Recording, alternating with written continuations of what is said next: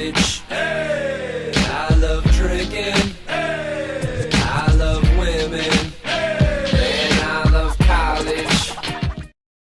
What's up guys, TheHitmarker here, bringing you another quality gameplay in stunning high definition, and today I'm bringing you a game of free-for-all on strike. Going to be rushing around with the SPAS 12, extended mags. Perk setup is going to be Marathon Pro, Lightweight Pro, Ninja Pro, Kill Streaks, UAV, Counter UAV, and Predator Missile. Other than the fact that this is a really good rushing game with outstopping power on the SPAS, I don't really want to talk too much about it. It is a good game, and it's got a lot of exciting, fast-paced action. But I want to talk about college, and I've got a couple of ideas for video episodes, real-life tips and tricks, so to speak, of how to survive and or thrive and have a lot of fun in college. So one of the major experiences that you'll have to decide if you go to a bigger school is whether or not to rush. And what I mean by that, I'm not talking about in-game with SPAS 12, but whether or not to pledge to a fraternity or sorority house. I highly doubt there are very many girls that are watching this that are contemplating, which sorority to join. However, just know that it's one of the bigger decisions that you'll make, because if you do decide to rush, that's really a big part of your life. A lot of your activities throughout the week during your freshman and sophomore year will be planned for you by your fraternity or sorority. And that brings me to Super Sexy Mode, which is actually dedicated to that girl. I think her name is Shelly, and she goes to Texas A&M, and she's holding a giant sword. College Humor recently did a NCAA bracket of sorts, only instead of NCAA basketball teams, they used females that wanted to participate in a battle royale of who is the sexiest college girl in America. They broke it down into 4 different categories, geographic categories, obviously north, south, east, and west. And a girl from Texas A&M wound up winning the whole thing. And just based on that picture alone, I wasn't really that impressed. But the girls were actually able to submit photos of themselves, and some of them I will not be able to show you. But there are a couple that might change your mind if you were not thinking that she is all that attractive. And like I said, Rush is not really that fun. You get herded into large groups, especially if you're a guy. I've obviously never participated in Girls Rush, but I've heard that the differences are guys get herded around and have to pretend to like other people for 4 or 5 hours, and girls get to get manicures and have naked pillow fights. So if you've gone through Rush, you can sympathize with the fact that our Rush kind of sucks. But I went to the University of Oklahoma, and the Greek system there is actually really big, and typically in the top 5 ranked nationally for not only college experience, but for philanthropy and for a lot of different things. And the actual campus is broken down into North and South Greek, which are the areas of campus where all the fraternity and sorority houses are. And after you've gone through the freshman hell of pledge week and going through all of the necessary things, you become a full-fledged member. Then the fun starts. You get to live in the house, you get to basically not be a bitch, and have to clean up after all the parties, and life becomes good. But one of the great things about being in a fraternity and participating in Rush is that you get to meet a whole bunch of people. And not only that, but you're forced to do functions with sororities. I know, that's fucking terrible. Have to do things with a bunch of really hot girls, but it is a lot of fun, and to be honest with you, I wouldn't have traded it for any experience in the world. And look at that. Wow. I don't know who's worse, me or that guy. But back to the topic of college. I realize that not very many of you are in college. Most of you are in high school. And but what I do want to say is that please try your best to secure a spot at a college campus somewhere. And I actually have a couple of videos planned. I'm probably going to take you guys around campus and show you kind of my stomping grounds, I guess.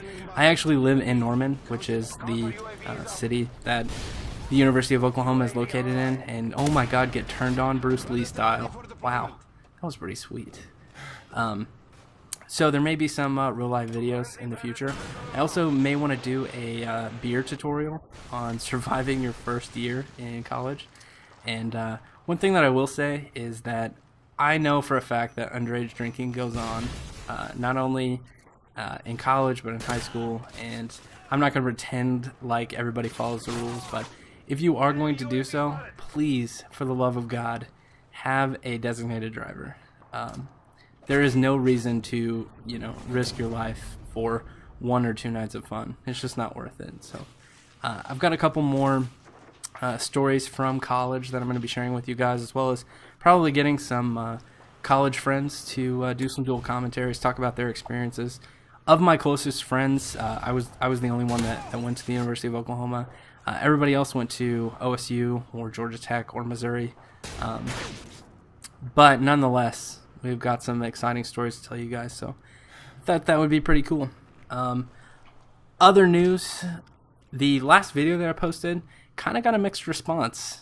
Hold on one second. If there were ever a time to thumbs up a video, I think now would probably be it.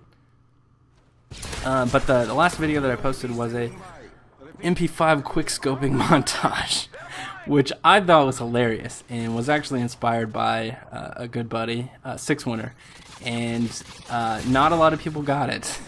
The people that read the description and understood kind of what was going on really enjoyed it, but if you thought I was being serious, I wasn't. And actually, Six Winter just posted a quick scoping tutorial, so I'll link you guys to that as well. Game's coming to a close. First place, TheHitmarker. I think my final score was 30-6, but that doesn't matter. More videos to come soon, and see you guys later.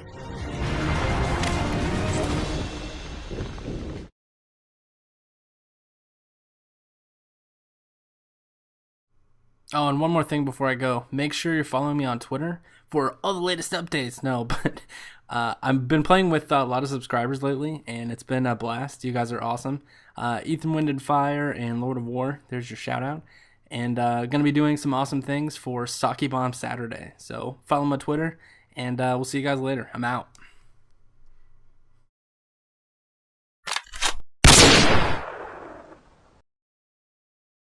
Man, I love college. Hey. I love drinking. Hey. I love women. Hey. Man, I love college.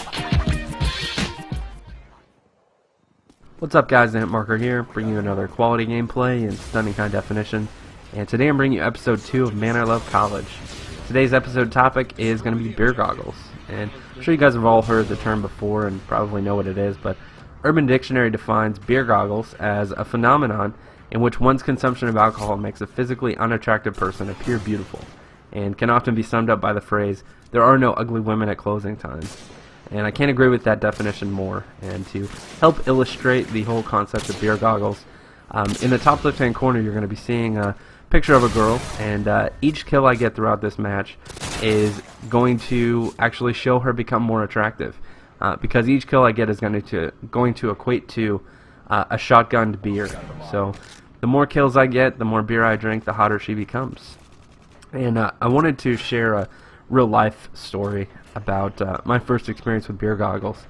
And it takes place on a random Saturday during my freshman year, where anytime our football team had an away game, and that wasn't close. I mean, we'd travel to a lot of football games, but if they were playing an out-of-conference game like Washington, we're probably not going to go to that game. So what we would do is get a whole bunch of people together and do what we called derby days, which in the back of our fraternity house we had a basketball court and a courtyard area where we could basically get together in groups of 4. We'd develop teams and get team names and nicknames and all kinds of stuff, and we would shotgun a beer and then jump on. We had these like stupid plastic Fisher-Price like 3-year-old car type things, and what you would do is you would shotgun a beer, then turn in a circle 3 times, and then jump on this plastic death trap and take off down to the end of the basketball court and back.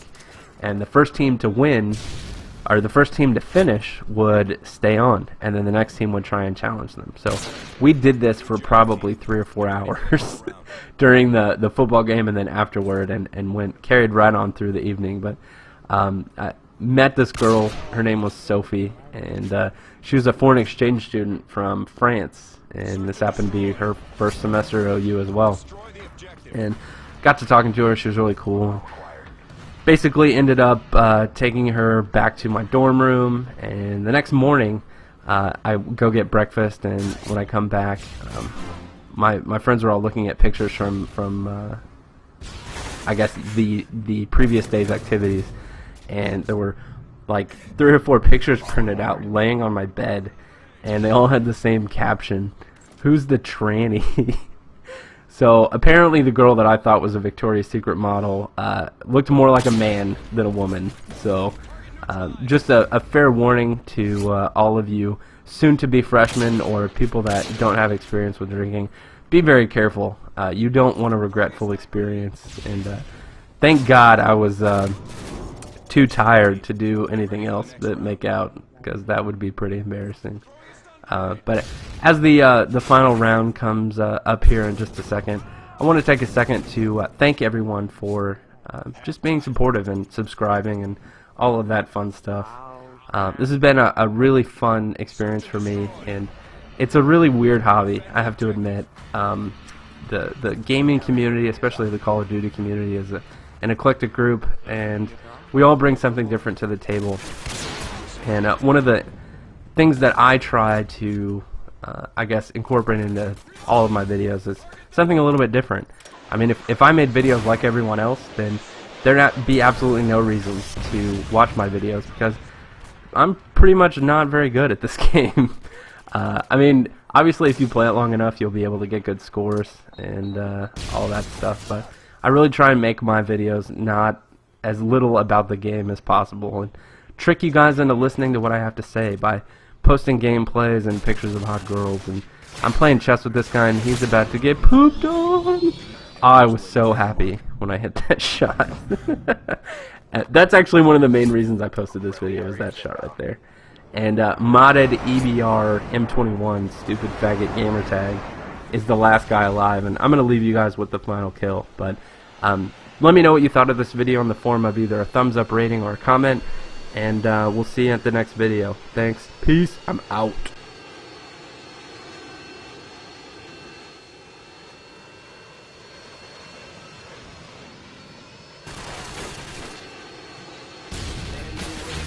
Man, I love college. Hey. I love drinking. Hey. I love women. Hey. I love college. Now, if everybody would please put their drink as high as they can. As high as they can, and repeat after me. Chug, chug, chug, chug, chug, chug, chug, chug. Freshman, freshman, freshman, freshman.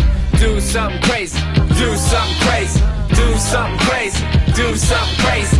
Keg stand, keg stand, keg stand, keg stand. That party last night. Man, I love college. I love it. That party last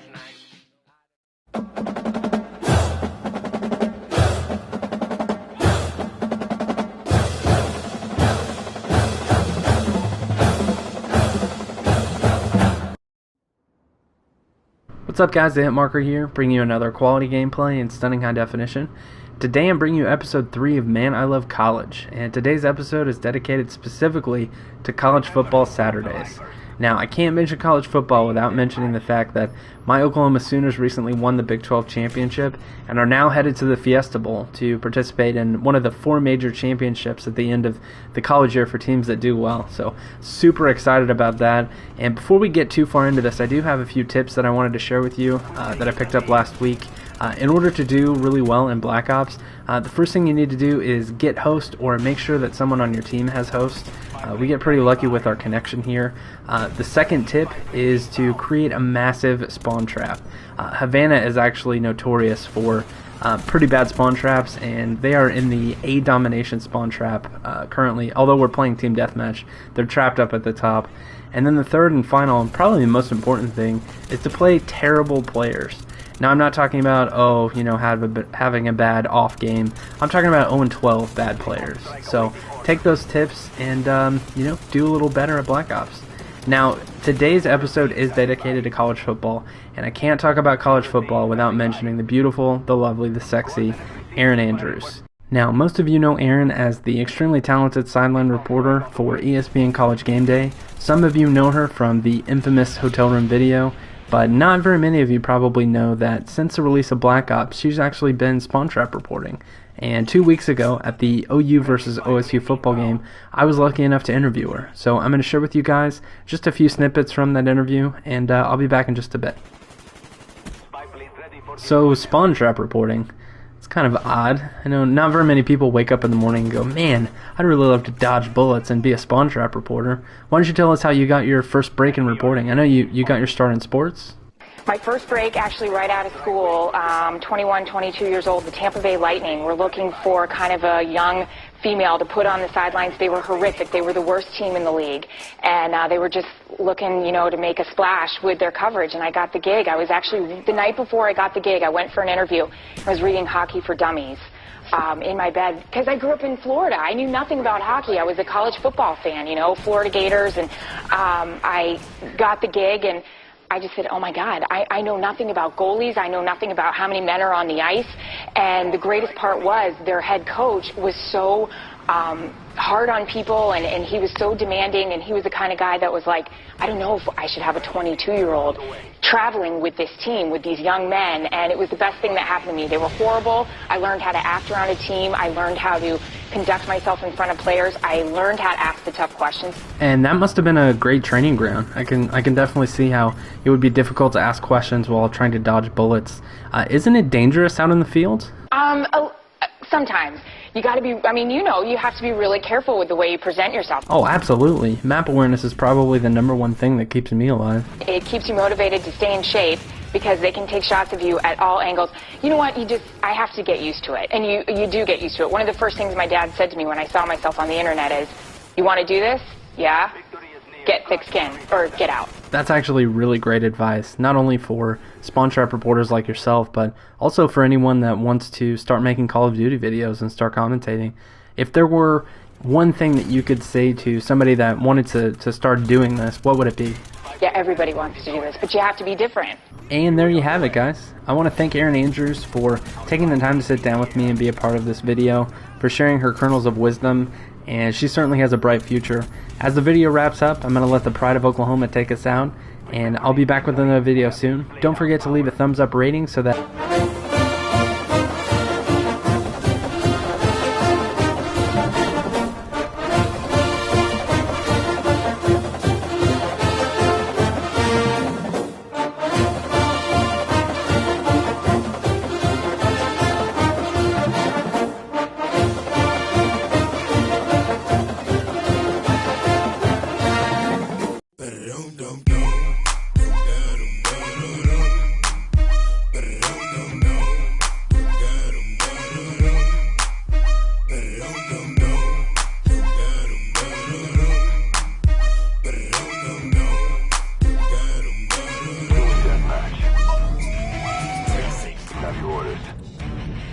From the window to the balloon, wow! What's up, guys? The Hitmarker here, bringing you another quality gameplay in stunning high definition.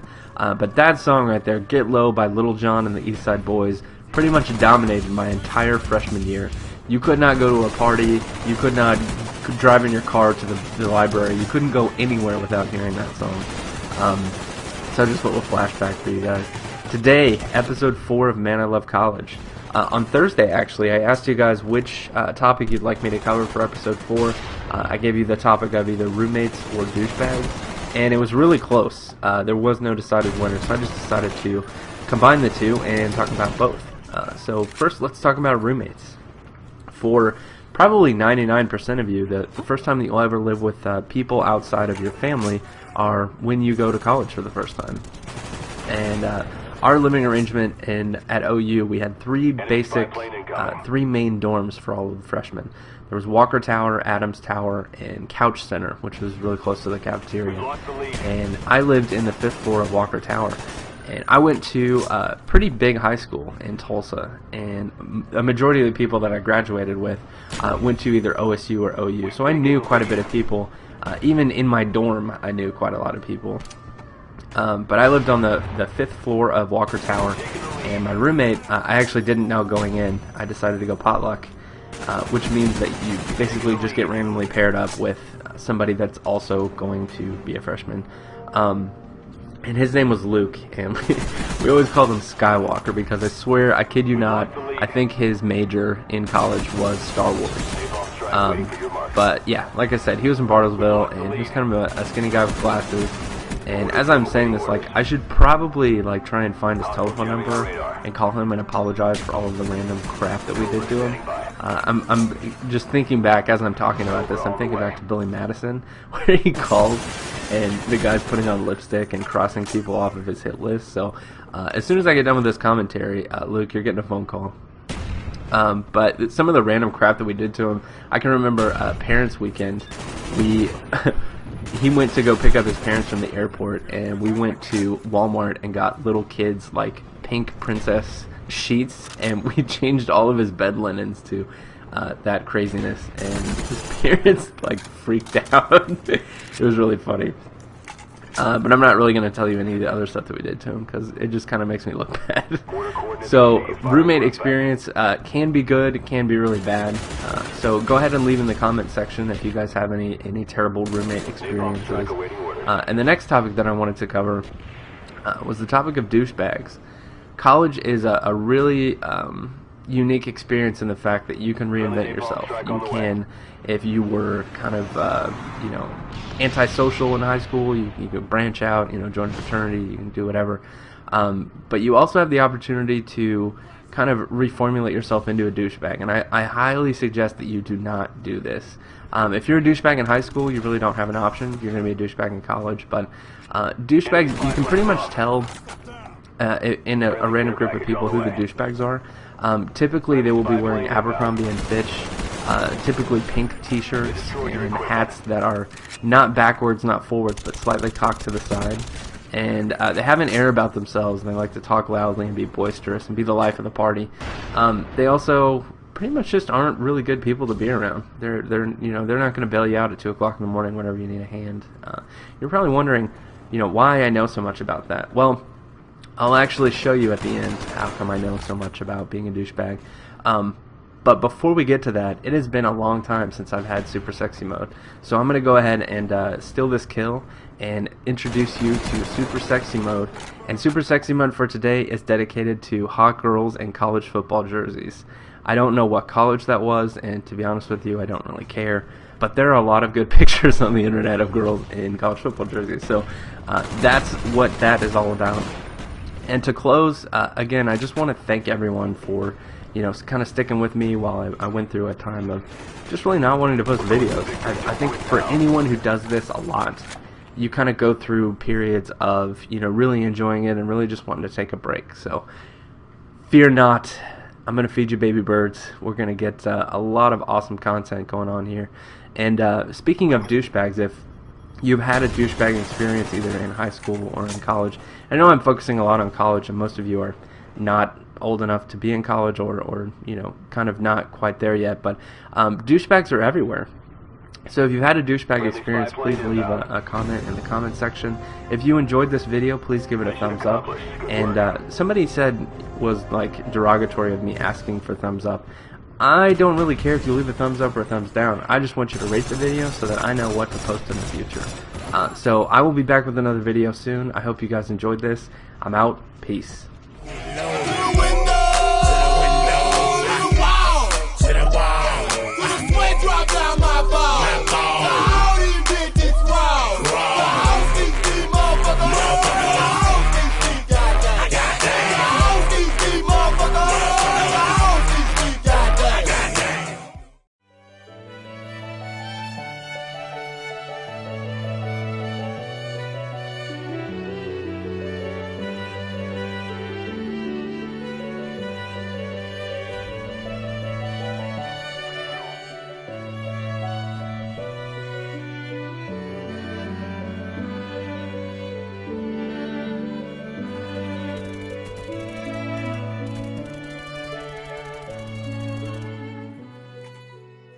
What's up, guys? TheHitmarker here, bringing you another quality gameplay in stunning high definition. I want to welcome you to the brand new episode of Man, I Love College.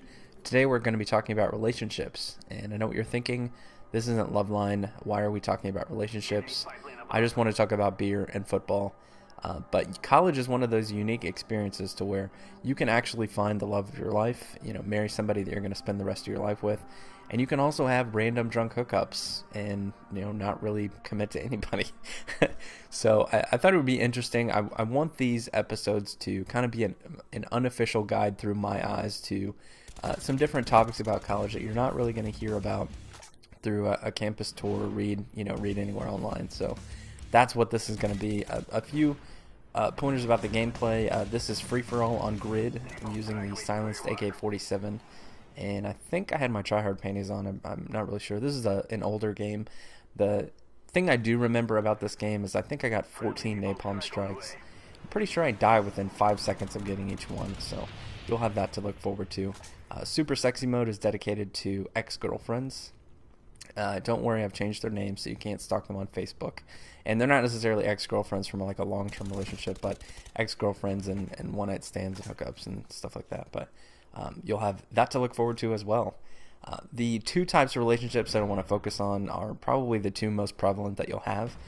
First is just the random meaningless hookup, and the second will be the LTR, the long-term relationship. So talking about random hookups, depending on where you go to school, obviously, I went to a state school.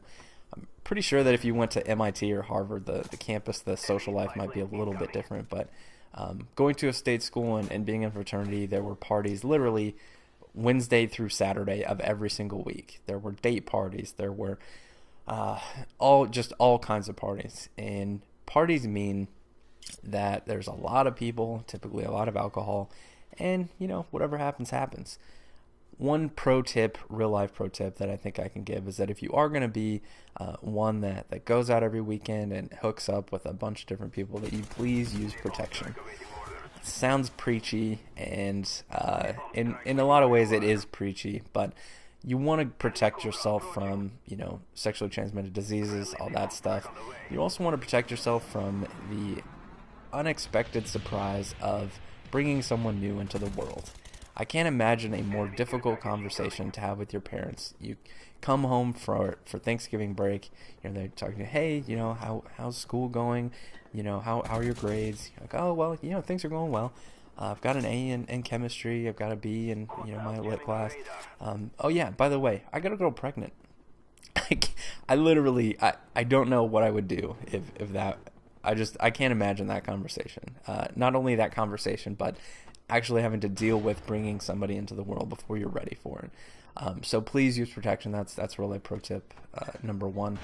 Real life pro tip number two. This goes for both guys and girls. It's gonna sound like it's just for girls, but I actually know guys that do this too. Don't be that girl. And what I mean by that, they're guys, you know what I'm talking about.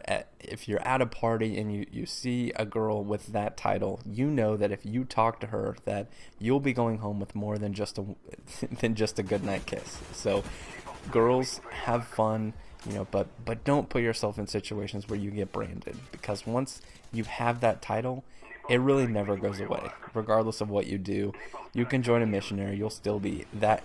You'll still be that girl in college. So protect yourself, don't put yourself in dangerous situations. And I think the random hookup really is something that's it's a part of school, it's a part of life, have fun. But also, as you move away from the freshman and sophomore year, kind of make that transition into, becoming a little bit older, being aware of what you like and don't like. I think, college is really where you form your opinions on a lot of things, and they really shape your opinions for the rest of your life. And, moving, real life pro tip number 3, don't get a girlfriend or a boyfriend too early. Don't, especially your freshman year. Everything is so new. You want to experience as much as you possibly can. If you get tied down to someone, and I don't mean that in a negative way, because having a girlfriend or boyfriend is awesome, but you don't want to limit your experiences simply because you want to have a girlfriend or you want to have a boyfriend too early. I know a lot of people. One of my best friends did that. Got a girlfriend his basically first semester of his freshman year. And unfortunately, a few months before graduation, things didn't work out. And one of the things that he always told me was one of his biggest regrets is getting a girlfriend too early. You don't want to put yourself in a position to where you don't have the experience that you want, or have any regrets about your college experience. So the one pro tip that I think is most important is don't tie yourself down too early. Experience what you want. Experience as much as you can. Get the most out of your college experience. And a lot of times you can't do that if you get a girlfriend or a boyfriend too early. Now, once you get a little bit older, after your freshman year, your sophomore year, the luster and the allure of, oh my God, I have to go out every single weekend. I get drunk all the time. That'll eventually wear off. You'll want to start doing more things, and that's really where the time that you spent as a freshman and sophomore comes in handy, because you'll have a better idea, better grasp of what you actually want. As you get closer to graduation, you start thinking more about the future. You start thinking about what you actually want in a partner, and who you want to share your life with. And that's really where I think the long-term relationship comes in. And it's really easy to say, well, I don't want to get tied down. I don't really know what I want. But the longer you go, the more experiences that you have, the closer you'll get to really pinning down what you want. And real life pro tip number 4, I guess, would be to, once you've set expectations for what you want, don't ever settle. Don't compromise. There's nothing wrong with finding exactly what you want and having it. And that's really just kind of my opinions and my thoughts on relationships in college. It's an amazing experience. It's a unique experience, but pay close attention to your likes, your dislikes, and don't ever settle. Don't compromise. There's no reason to be unhappy in life. So if you guys enjoyed this video, please give it a thumbs up, and I'll be back with another video soon. Don't forget to leave a comment if you want to say anything or have any thoughts about this subject. And like I said, I'll be back with another video soon. Thanks for watching. Peace.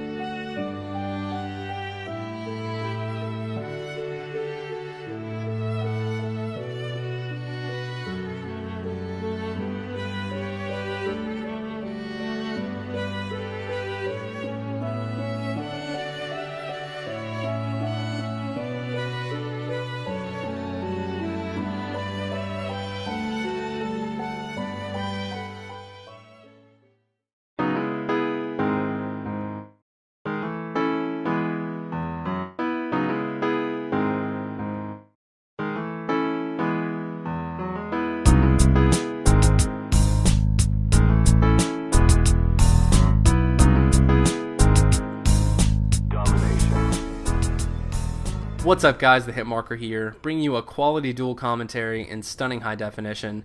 I've got one of my favorite commentators on YouTube, who is actually owner of one of the best series on YouTube, the My First series. Lane, why don't you introduce yourself?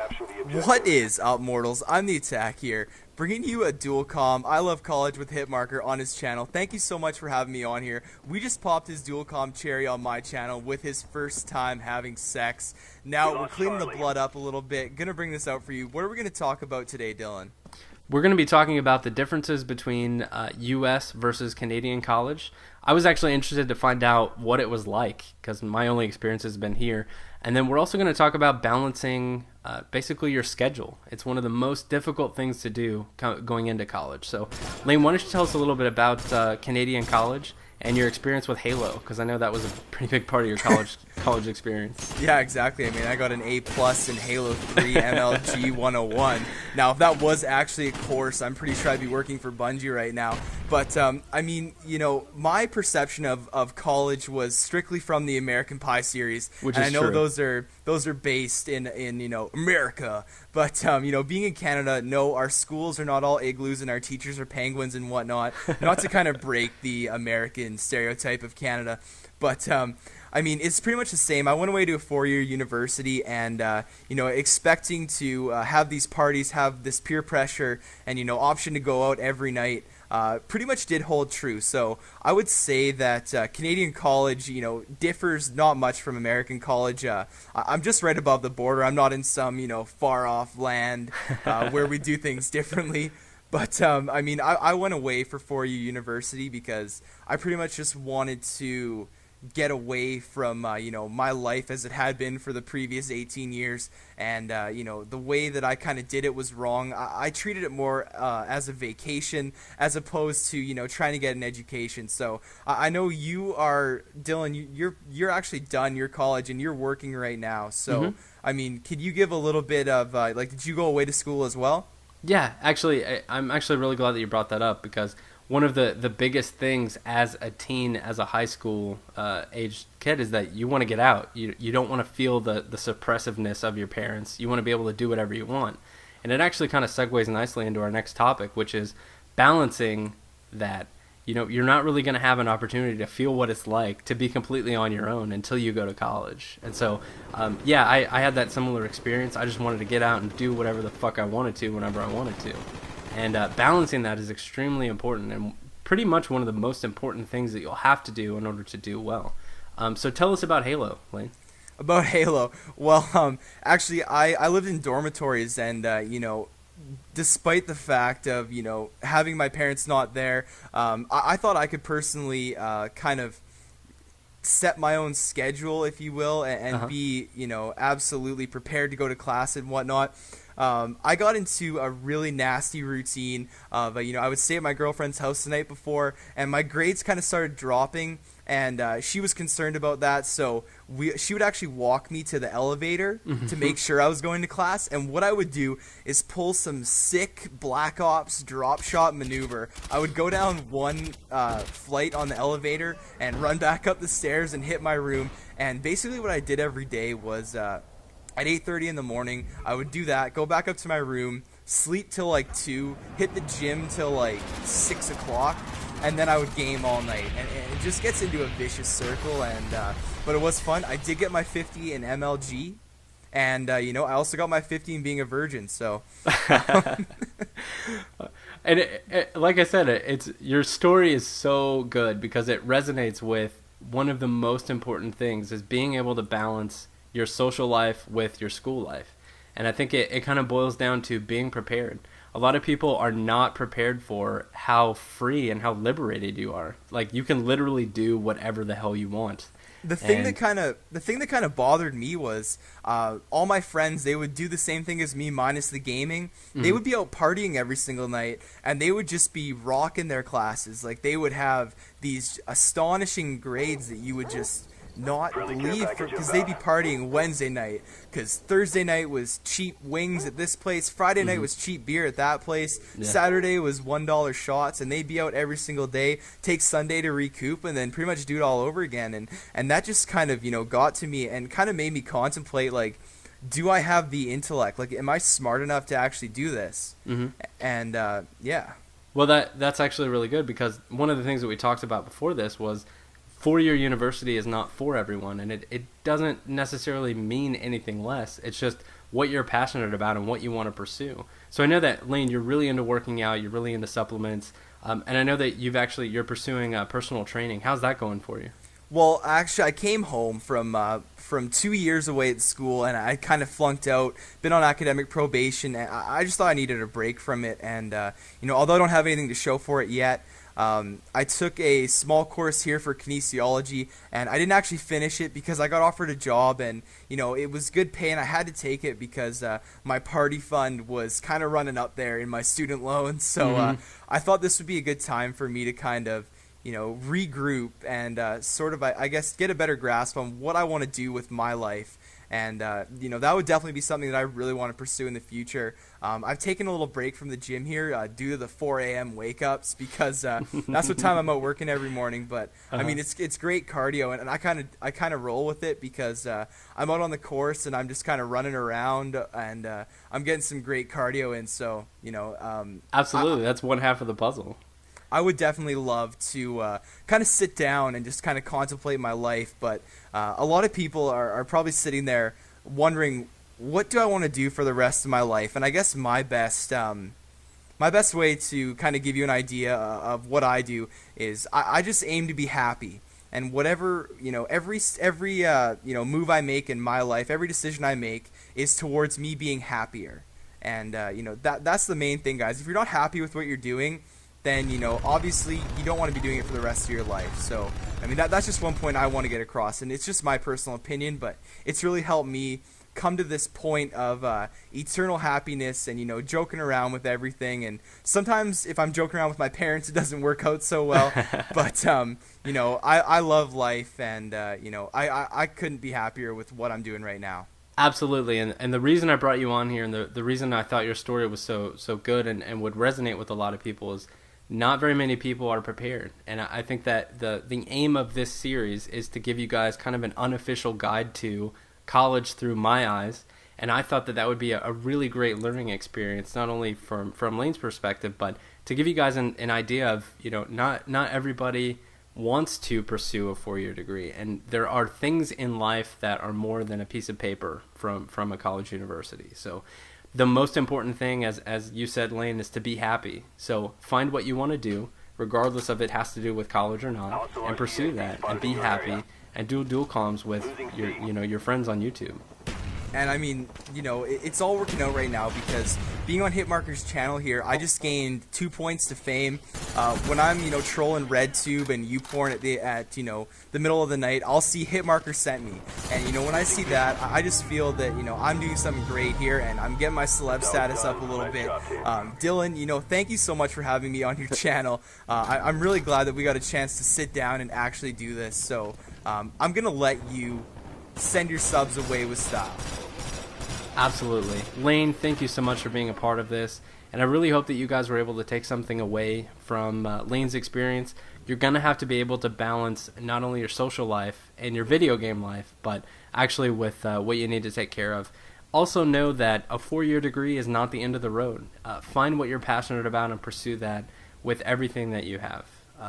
Thank you, Lane, again, for being a part of this, and I'll be back with another quality video soon. Take care, guys. Peace.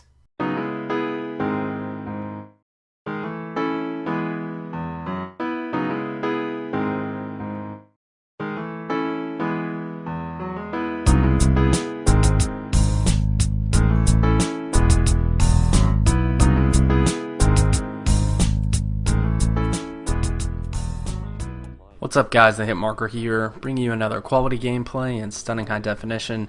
Today I'm bringing you episode 7 of Man, I Love College. Today is actually a special episode because I'm going to be switching it up a little bit, doing a series within a series. And there's actually a series that I want to... Wow, I just said series 3 times in a row. Triple feed. There's a series that I would like to bring your attention to by my good buddy Lane. He's got a series on his channel called the My First Series, and I'm continuing with the series. I guess I'm just going to keep rolling with it.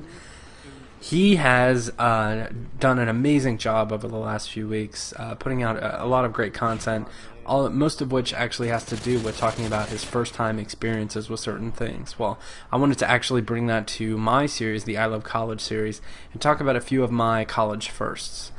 Just a little bit about the gameplay. I'm going to be rushing around with the MP5K and a little bit of Modern Warfare 2 Search and Destroy, and just having a lot of fun. The reason I chose this gameplay actually was it was the first time that I'd actually played with Deluxe 4, or who a lot of you may know as the Booty Man.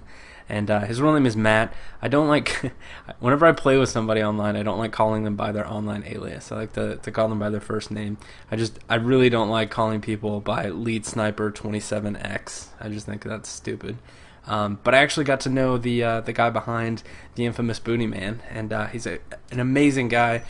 Lots of great content on his channel. I'll put links to I'll put links in the description for both of their channels. Go check them out.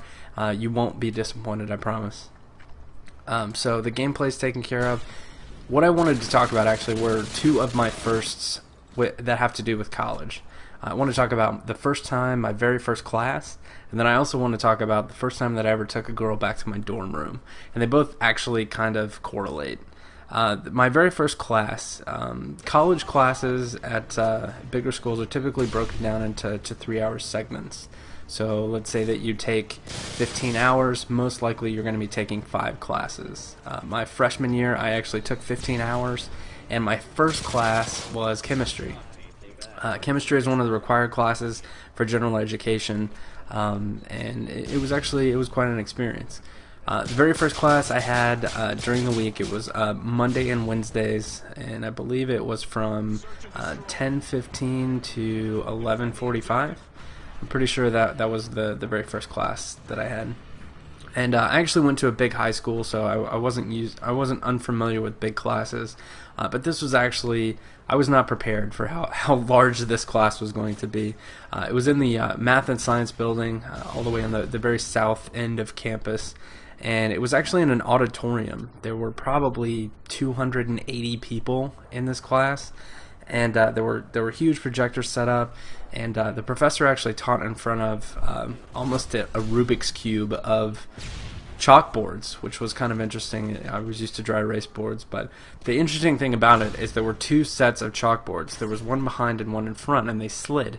So at any point in time, there could be 3 chalkboards open at once. And the reason that's important is because taking notes was a pain in the ass. You had to write extremely quickly, otherwise he would close the door on that particular chalkboard and you wouldn't be able to go back to it. So study groups became really important, and the breakdown of the class was actually, I mean, it's freshman chemistry, so you've got everything from first year students to athletes that need to make up some credits to be active for the football team. And really the seating breakdown, I think the first 3 rows were all filled with future doctors of America.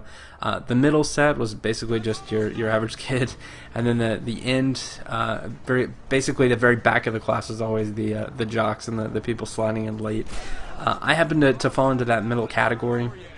The very first class, I was early by about 10 minutes, and so everyone that was actually going to pile into the auditorium actually had to wait outside while the previous class finished. So there's about 300 people standing around in this lobby, and you know, your first class, your first semester, you don't really know what to do. It's very similar to any first day experience in school. You know, you're kind of looking around, judging people, trying to figure out who you're going to talk to, who you're going to sit next to. And I actually wound up getting pretty lucky. I sat next to a girl by the name of Aisha. Almost gave her last name. A girl named Aisha, and it's a weird name. I know it's spelled AJA. It sounds like Asia, but with more of a ch sound. And she actually wound up being an Alpha Chi. And I only found that out later, obviously, because it was the first day of close. But I wound up sitting next to her, and yeah, I'm pretty good with words, pretty good at talking to girls. But the very first day of class was basically just the professor going over the syllabus. So it was extremely fucking boring. Nothing happened. Basically just sitting and watching a PowerPoint. Getting familiar with due dates, when office hours were, when you could come in if you needed extra help, basically an outline of the semester. And so we really didn't do anything. You really won't do anything your first day of college. It'll be a lot of just getting syllabuses and basically just familiarizing yourself with where your classes are and making sure that you have enough time. And a quick note, real life pro tip for scheduling classes. If you're going to schedule your classes, make sure that you allow yourself enough time in between them.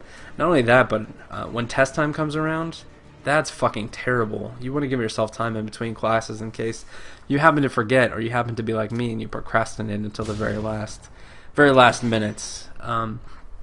But that's kind of just the, I guess, the only useful bit of information until we get to the dorm room behavior. So I wound up sitting next to Aisha, and obviously you're in an auditorium full of 300 people, so it's not like you can just like strike up a conversation. So we all pile into this classroom, and we're sitting towards, I would say, just right in the middle of the auditorium, towards the right-hand side, closer to the aisle. And so rather than start up a conversation, because like you're sitting next to 300 people, I take out my notepad and I write down, "Hi, my name is Dylan," and I like slide it over casually so that she can see it, but not so much to draw attention. And she looked at it, and she looked at me, and she smiled, and so she wrote down, "Hi, my name is Aisha." And we basically started writing notes to each other. And I know that sounds kind of immature, but she thought it was really cute. So if you guys are upcoming this year for the semester, try that out. If you've got a big class and you can't really talk, I would try that, because it definitely worked for me. So we started talking via, I guess, notebook writing, and nothing really happened the first day. But the next class, which was on Wednesday, I started it up again, and this time I actually asked her if she wanted to come hang out afterwards. We had just gotten our first basically assignment set, and chemistry will always accompany a lab, and she happened to also be in my lab. So this was actually the third time that I had talked to her, and I asked her if she just wanted to hang out, maybe catch a movie or something, and she said yes. So we ended up eating lunch together after class, and got to know her a little bit, and basically we decided to meet at the dorms, and we weren't going to go to a movie, we were going to watch a movie in my dorm. So this was kind of exciting for me. It was the first time that I'd done the whole college, bringing a girl to your dorm. So I was lucky my roommate happened to be in class during that time, and so she came over, and we started watching a movie. I think we watched Ferris Bueller's Day Off. I was in a fraternity, and that first week we actually had to do, we had a thing called U-Sing, which was basically where our fraternity paired up with a sorority, and that sorority happened to be Alpha Chi, which I didn't find out until a little bit later, but she was actually there at practice. So the movie, basically the U-Sing was like a performance that we had to put on during homecoming. And it was a really big deal to the sororities. All the guys basically just got drunk before practice and didn't really care about it. But we had to do like skits, and it was like a play basically. Kind of gay, but you get to hang out with a lot of really hot girls. So we were both in that, and one of the themes, I guess the themes were the 80s, and our theme was like Ferris Bueller's Day Off. So we wanted to catch up and get some notes on the movie. Basically, it was just planning. I was just planning to make out with her. That was my only goal with the whole thing. So she came over, and our dorm room was really small. 2 twin beds, 2 closets, and enough room for a desk, 2 desks, and an entertainment center, and that was it. And it was actually conjoined to the bathroom, which actually fit to our suite mates. And so she came over. I don't know. It was in the evening, and so there's no room. There's like no really place to sit. So we wound up having to lay on my bed, which certainly wasn't a problem. We started watching the movie, and we started talking, getting to know each other a little bit. And when you're in that scenario, guys, the best thing to do is to give as many compliments as possible. Compliment her on how good she smells. If she actually dresses up for the occasion, you know that she likes you. And she happened to be wearing a really nice dress, like skirt, not dress. It's 100 degrees in the summer, so she was wearing a really nice dress, and so I complimented her on that. Started laying down, and I put my arm around her, and then I say, I start whispering. I say, I'm really glad that you came over. The first time I saw your eyes, I knew that I wanted to be with you. Not be with you, but I knew that I wanted you to be here. And so she turns to me and she says, "What color are my eyes?" And it's dark at this point, and I can't see them, and I can't for the life of me remember what the hell her eye color was. I was just saying that to say it. And so I quickly, what color? Blue, brown. She has blonde hair, so I went with brown. And I was right. Oh my god, it was so lucky. But I picked right, and she was like, "Aw," and so we wound up making out, and then basically no relationship developed out of it. It was just kind of a fun thing. But we did wind up going to a couple of date parties together, and I do have some more stories for that. So I really hope you guys enjoyed this. If you want me to continue this series, please don't forget to leave a rating and a comment. Give me some suggestions on what you want me to cover for future episodes of the I Love College, my first series. I was in a fraternity, and I can talk pretty much about all of that, as well as drinking. Anything else that you guys want to hear about my first time experience with, I've got a story for. And if not, then we'll get somebody on here who does. So hopefully you guys enjoyed this, and I'll be back with another video soon. Take care, guys. Peace. Oh, here we go. Top 5 kill cams of the week. We've got your boy Hitman 8188. Nice. Yeah, seriously, dogs like.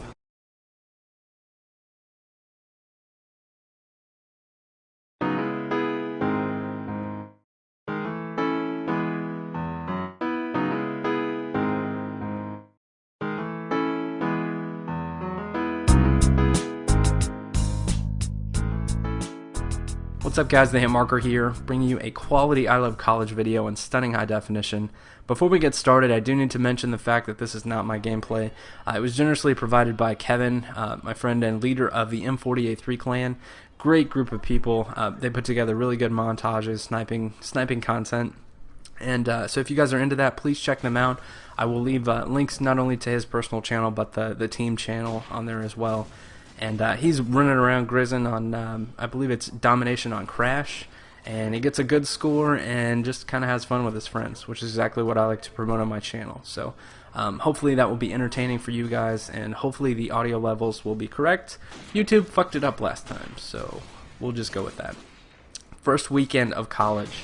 I'll be taking you through everything from move-in day to the awkward telephone call that I had to make Sunday night. But move-in day in itself is a gigantic spectacle. It's like Barnum and Bailey Circus on crack times 10. There will be people everywhere trying to sign you up for things, trying to sell you credit cards, trying to give away free t-shirts. There will be a lot of people actually from the university kind of ushering you around, showing you where to go. Typically people with whatever your school's name t-shirts on, and with a big smile, kind of like a Walmart greeter. They just kind of walk around and say, hey, what can I help you with? Which is actually nice. But real life pro tip for move-in day, you want to get there early. I think it kind of goes without saying, but there will be thousands of people doing the exact same thing that you are. And it's in Oklahoma, we have terrible weather during the summer. It's just ridiculously hot, over 100 degrees. So you want to get there early, not only to beat the heat, but to actually pick and choose kind of where your stuff goes in your dorm room. If you go to a university that has dorms, typically they're not going to be huge. My dorm was really, really small, 2 twin-size beds, a closet, and then 2 desks and enough room for a dresser. So you're not going to have a ton of room. Probably the room that you're staying in right now will be just as big and or bigger than your dorm room. So you want to get there early, kind of stake your claim. And actually another tip that I actually forgot to mention, if you know ahead of time who your roommate is going to be, a lot of times the university will send out contact information, so you can kind of like get to know each other over the summer, or at least talk before you show up to meet this person. One thing to do is actually kind of organize who is going to bring what. A lot of times you won't have enough room for 2 mini fridges, 2 TVs, 2 whole setups. So you can kind of pick and choose, like say, hey, what do you have? This is what I plan on bringing, and then just make sure it doesn't fit. There's nothing worse than showing up with your 50-inch TV to find out that you don't even have enough room to store it. So that would be another tip. And then the last tip that I have for move-in day is not only after you get finished early, say goodbye to your parents, do that whole thing, but actually walk around, try and meet people, talk to people. You want to get yourself out there, especially on the first day, make a good impression for the people that live in your building, because you'll be spending a lot of time with them. If you don't join a fraternity, those will kind of be like the people that you hang out with for the most part until you get into classes and you start meeting people. But for those of you who have seen previous episodes of I Love College, you know that my roommate was not the coolest person in the world, and we'll get to that here in just a little bit. But don't make the same mistake I did on move-in day. We got done relatively early. I had all my stuff set up. I was kind of just wandering around down in the commons area, and I came across this really attractive girl who I wanted to help move in, because nothing says you're an awesome guy like helping move in. So I grab, I say, hey, my name is Dylan, can I help you with that? Because she had 2 bags of what I hoped would be just full of yoga pants. And so I helped her. We got on the elevator, we started talking. And for some reason I didn't ask her what, floor or where she was staying or anything about OU related. I assumed that she was going there because she had an OU shirt on, she was brunette, she was my type, and I wanted to get to know her. But I didn't, and that was my mistake. So I help her move everything up, and we go down and we get the second load, and her family comes around, and so I ask her, what are you studying here? And she was like, oh, well, actually I graduated last year. I'm helping my sister move in. And I'm like, oh, cool. Where's your sister? And she points over there. Fucking Quasimodo. So I just helped the girl that I thought who I was going to be spending some time with during the semester. So don't make that mistake. Make sure that you know who you're helping move in if you do decide to be a nice guy and help other people move in. So get everything moved in. My roommate Luke, who we called Skywalker all the time, because he had these little figurines. He doesn't know that we know this, but in his closet he kept these little figurines of Star Wars. So anytime we'd see him, we'd call him Skywalker. The first weekend that I was there, my suite mates were both from Texas, and they were huge Pat Green fans. And I had never heard of Pat Green before. Apparently, it's how it was explained to me was it would be kind of like if Dave Matthews sang country music. Instead of green clouds floating over the concert, you basically get these huge pitchers of beer, and cowgirls will flash the stage. So I was all up for that. And to be honest with you, it was the first weekend of college, so they could have been like, let's go to Mexico and watch a donkey show, and I'd be like, I love animals. So I was totally into whatever it was that we were doing. So we get in this car, and we actually bring 2 of their friends from home. And we go to this concert, and the concert, I didn't realize this before I went, or I probably wouldn't have gone, but the concert was actually in Stillwater. Stillwater is home, the campus of Oklahoma State University, which is one of our big rivals. And I'd actually been to OSU before, and I've seen the campus, and it's very, very country, honky-tonk, big belt buckles, just kind of not really my style. But I decided to go anyway, just because that's what we're doing, meeting people. And so we get in the car, and I offered to drive because I had a bigger car, but one of the guys actually said that he wasn't going to be drinking that weekend. So I said, let's go ahead and go with the designated driver. That way I don't have to watch myself. And he actually wound up knowing the guy at the door, so we didn't get ID'd. We got stamps on our hands, which means you can drink. So we get to this concert, and it's at a place called the Tumbleweed. So if that doesn't give you any indication as to the types of people that would be there, basically a giant field with a stage on it. Lots of red clay dirt, lots of huge belt buckles, cowboy hats. But the cowgirls, I have to admit, being from the South, I'm not super into the cowgirl thing, but being the South, honky-tonk accents, it was actually quite fun. So we get to the concert, we watch the concert, we drink, we have a good time. I do have to mention that it was the first time that I ever seen a pitcher of beer that was used as a cup. These giant saucers they have these plastic Bud Light containers, and they're gigantic, and you normally would actually use it as a pitcher for 4 or 5 people. But what you'd do is you would actually use the handle as kind of like a coffee mug, and you would just walk around with it. And it was pretty badass, actually. Being 18 years old and, not being super heavily party, battle-tested, it was kind of fun for me. So we get there, we watched the concert, that was okay. I don't really like the music, but it was fun to just kind of be out and be on your own and make your own decisions and be like, fuck yeah, I want to do that. I don't really have to ask anybody or do anything. So we get back to the car, so we drive home. And we get back, and I realize I don't have my wallet. And I don't know what I did with it. I got pretty drunk that night, and I don't remember if I asked somebody to hold it for me or if it was in the car. So we go down and we look for it, and I can't find it anywhere. There is no sign of my wallet anywhere. It had all of my student ID information, my logins for everything. It had my it literally, basically the equivalent of a girl's purse. It had everything that I needed for that particular first week of school. It had my class schedule in it. It was a big fucking deal, and I don't know what happened to it. So I finally make the decision that I have to call home. I'm gonna need some money. I need a new debit card. I need to get my ID. So I have to call home. Now I have two decisions. I can tell the truth and say, we went out. I don't really know what happened to it, or I can kind of not tell the truth and kind of keep my reputation intact, being that I've literally been out of my house for less than 48 hours. I don't want to send the message that this is going to be a fun semester. So I call my dad and I say, sorry, we went out. I literally can't find my wallet anywhere. I don't know what happened to it. So we got all that stuff squared away. Sleeping in the dorms for the first time, it's a weird feeling. Like it's kind of like being at summer camp. You miss home, and you're like, all these emotions are running through your head, and you probably won't sleep very much at all.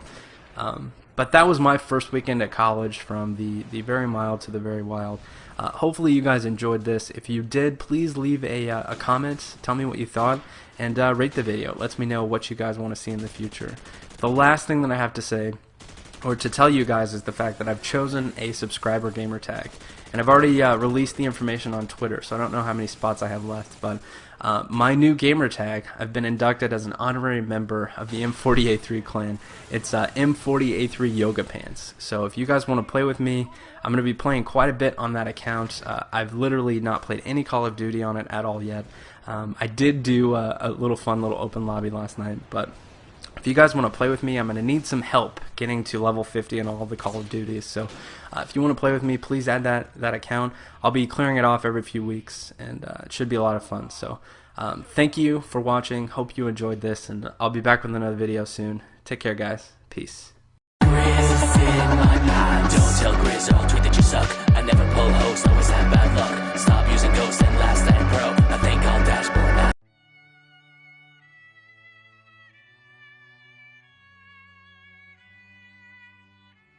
What's up, guys? TheHitmarker here, bringing you another quality video in stunning high definition. I want to welcome you to the brand new episode of Man I Love College. I've got some tips here to help you through your first week and a half of class. You've got your backpack ready, your car is all packed, about to head off to college. So let's get right into it. The first tip that I have for you is to go to class. It seems like a no-brainer, but you're going to want to give your teachers the impression that A, you're actually there to learn, and B, that you're somewhat interested in what they have to say. This will only pay dividends later on in the semester, whenever you've gone on an all-night drinking binge and you completely forget about an assignment that's due. You'd be like, yo, Professor Chang, my dog ate my essay, I'm so sorry. Is there any way that I can turn it into you tomorrow? Professor Chang's like, what up, bro? No problem, just send it over. Next tip that I have for you is to try alcohol. Now, don't go crazy, don't become an alcoholic, you don't want to be that guy at every single party, but you're going to want to know the difference between a 24-pack of Natty Lights and a bottle of Barton's vodka. The reason you need to know the difference is so that you can hold your own in a conversation. Somebody asks you what you're drinking or what you want to drink, and you say, can I have a lemon Sprite? Nobody's going to fucking take you seriously. People will back away slowly. Somebody will do the slow clap because you are the douchebag. The next tip that I have for you is to establish roommate dominance. This is especially important if you're going potluck and you don't know your roommate beforehand. Don't want to be stuck listening to shitty Rebecca Black covers? Then by all means, sack up and let your roommate know that you are the alpha mate.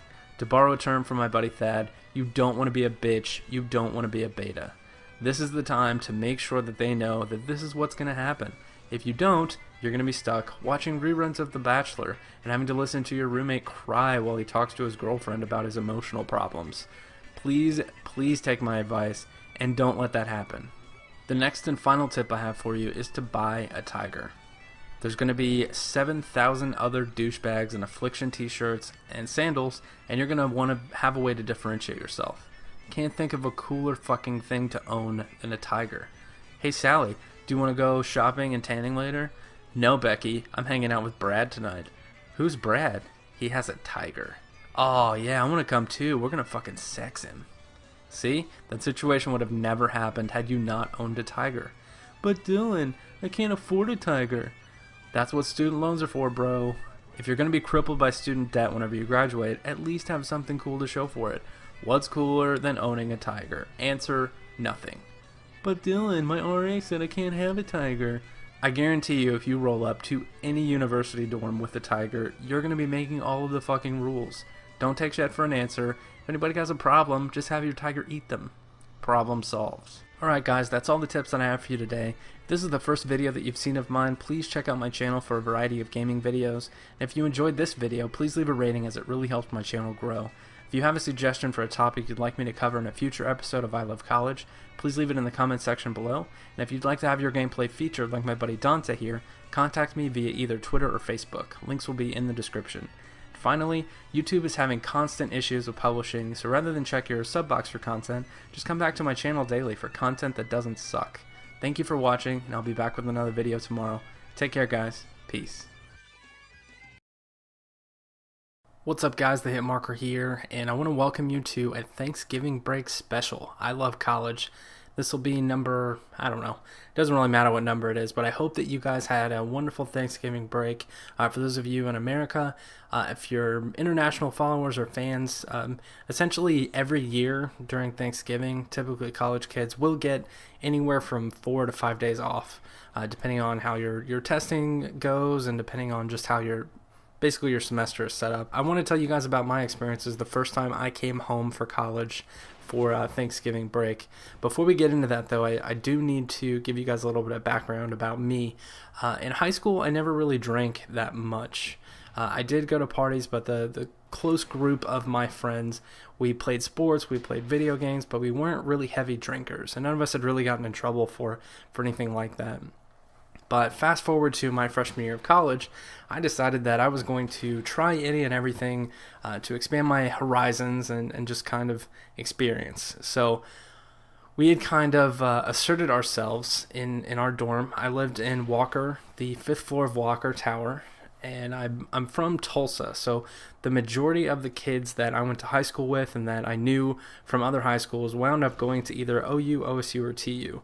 So there were a lot of people that I had already known, and I did actually join a fraternity, so I had a lot of older friends and colleagues and basically easy ways to get alcohol. So we had kind of asserted ourselves. I say we, myself, my suite mates, and there was actually a kid that lived 2 floors above me that wound up rooming with a kid that I went to high school with, who is pretty much the biggest drug dealer you can imagine. Not your typical drug dealer. It was a little Asian kid who wore a lot of Abercrombie and Fitch, really short kid, and pretty stereotypical. I think his diet consisted of ramen noodles and microwavable sausage biscuits. Really, really weird, strange kid. And then pretty much what he would do is he would get high, he would sell drugs, and then he would play Need for Speed. So he hated his roommate, long story short. And my roommate, you guys know, Luke Skywalker, went home on quite a few weekends. What kind of made it nice because he wasn't a cockblock. He was really nerdy and never went out, never did anything. But Russ, we hung out quite a bit on the weekends. And like I said, we'd kind of developed this operation, now that I think about it, it was kind of like a modern day bootlegging operation because alcohol wasn't allowed in the dorms. Even though there were people that were older that were allowed to purchase it, it was a dry campus, so it was pretty much not allowed.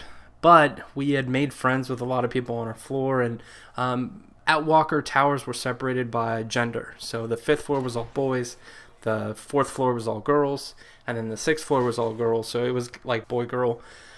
Which was really nice because you could hang out in the common areas while you were quote-unquote studying and get nice daily doses of yoga pants. But this operation led us to meet a lot of people, and I say operation as if it was like this big deal. Basically on weekends, if anybody needed anything, they would ask us and we would get it. So at any given time, we had quite a bit of alcohol, either at our dorm, at our 2 dorms, in the refrigerator, on our shelves, all that stuff. But time came to go home for Thanksgiving break, and we got a note in all of our mailboxes that said, room inspections are going to be happening while you're gone. Make sure that, everything is taken care of. And that was a note from our RA. What I didn't realize is that they actually couldn't physically go all the way into your room. They could only open the door and look at it. And there were a few times whenever we'd have a loud parties that the quote-unquote campus police would come, and they would knock on your door and they would give you like a noise complaint. And sometimes if you were dumb and you were out and you were actually intoxicated on campus, they could give you a public intox. And that was kind of a big deal. It was a fine, and you wound up being in the paper the school paper the next day. So anytime you had an early morning class, you'd always swing by the student union and grab a paper and take a look and see what dumbasses were out that night. But we always referred to the campus police as the 4-9. The regular police were 5-0. And because they couldn't really do anything to you unless you were dumb enough to be publicly intoxicated and running around, running your mouth, and vandalizing things. So it was on you if you got caught by the campus police. But anytime there was a loud dorm party, if it got out of hand, then the RAs would pretty much call campus police and they would come in. But like I said, they can't physically enter your dorm room. And for whatever reason, I thought that whenever they were going to do room inspections, it was going to be like the university board where the RA and some sort of police officer would go through your room and make sure that you didn't have like drugs or alcohol or, anything you weren't supposed to have. So Russ and I had a pretty big inventory before Thanksgiving holiday, and we didn't really know what to do with it.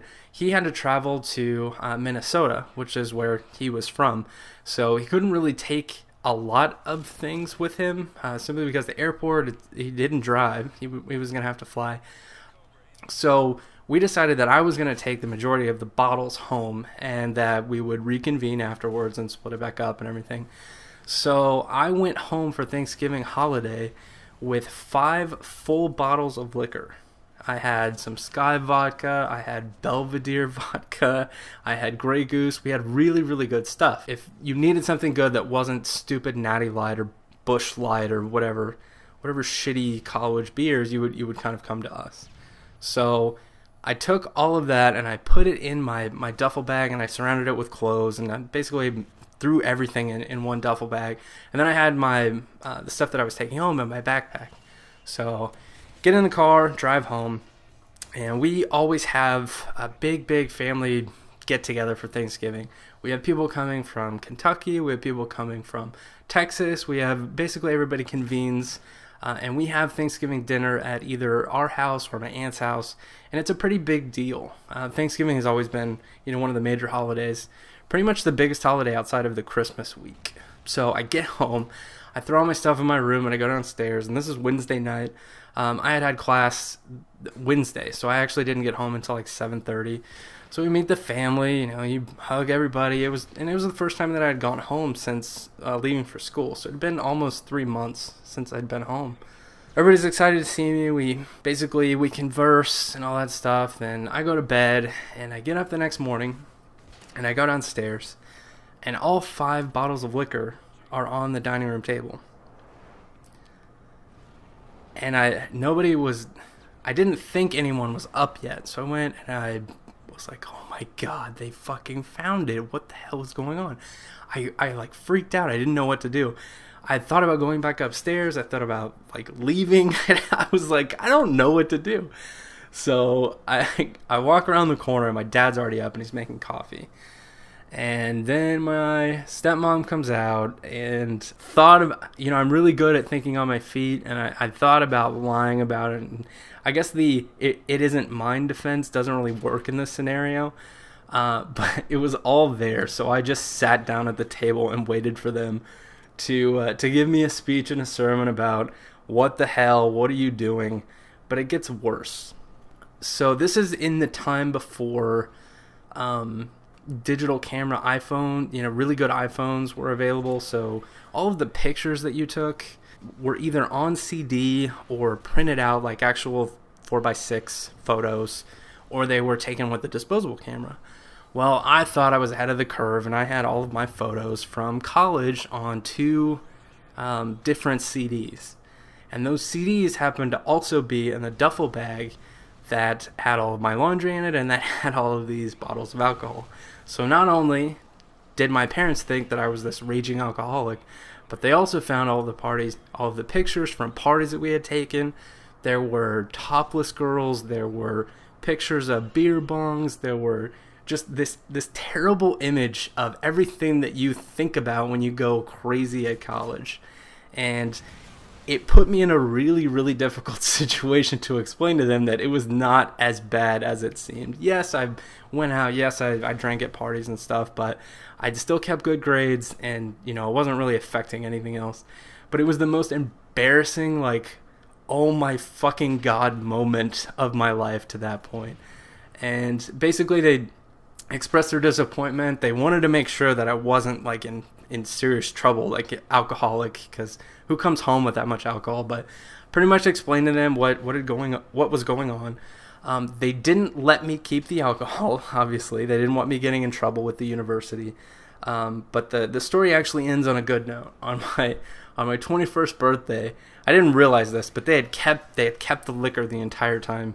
And my dad fixed a drink with the bottle of Belvedere. So that was my first experience coming home from Thanksgiving holiday. I hope that you guys had a great time and enjoyed it with your family. I am going to be continuing this series, I Love College, next week with a very important topic. And there are some photos that I had actually recovered from that weekend, not necessarily that weekend, but of college for that first semester, that are currently on my Facebook page. So go check those out. Follow me on Twitter if you're not already, and thank you for watching. If you enjoyed this video, please take a second to give it a thumbs up rating. If it was one of your favorite videos of all time, go ahead and add it to your favorites, and I'll be back with another video soon. Take care, guys. Peace.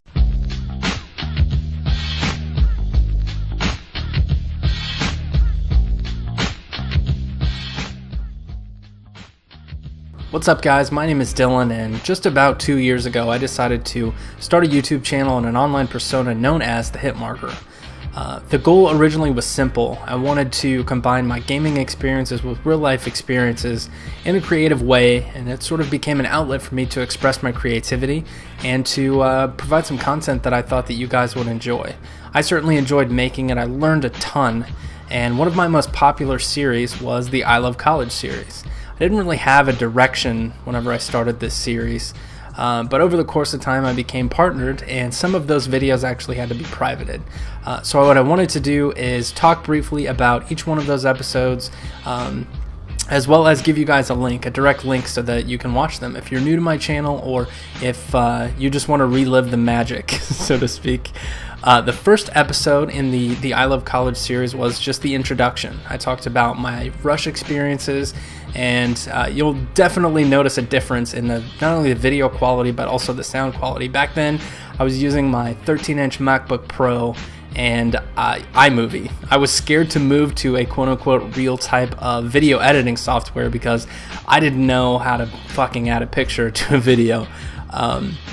So a little SPAS 12 gameplay. The video that you're seeing is the actual video from each of those videos.